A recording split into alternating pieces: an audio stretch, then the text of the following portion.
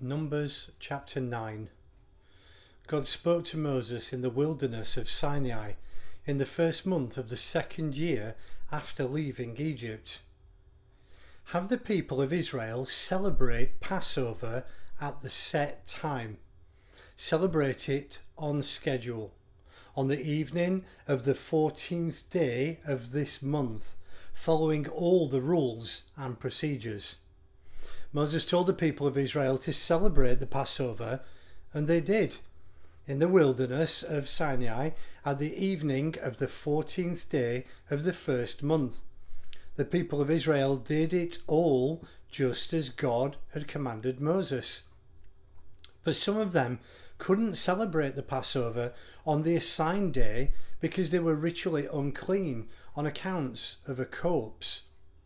So they presented themselves before Moses and Aaron on Passover and told Moses, "We have become ritually unclean because of a corpse, but why should we be barred from bringing God's offering along with the other Israelites on the day set for Passover?" Moses said, "Give me some time. I'll find out what God says in your circumstances." God spoke to Moses, "Tell the people of Israel, if one or another of you is ritually unclean because of a corpse, or you happen to be off on a long trip, you may still celebrate God's Passover, but celebrate it on the 14th day of the second month at evening. Eat the lamb together with the unraised bread and bitter herbs. Don't leave any of it until morning. Don't break any of its bones. Follow all the procedures. But a man who is ritually clean and is not off on a trip and still fails to celebrate the Passover must be cut off from his people because he did not present God's offering at the set time. That man will pay for his sin.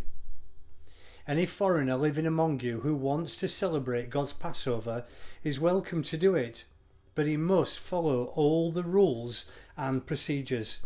The same procedures go for both foreigner and native born." The day the dwelling was set up, the cloud covered the dwelling of the tent of meeting. From sunset until daybreak it was over the dwelling. It looked like fire. It was like that all the time.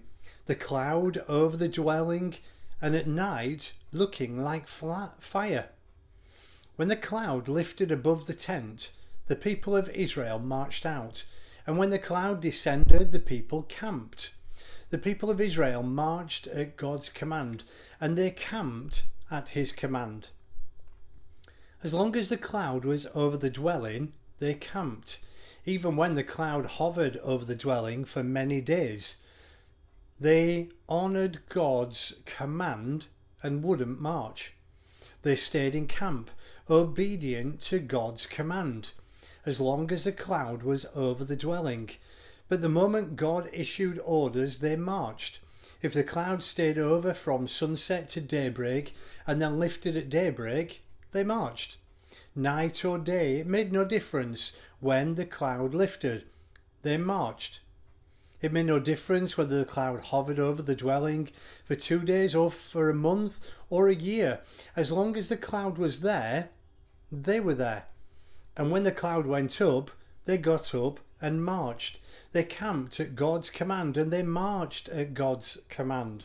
They lived obediently by God's orders as delivered by Moses.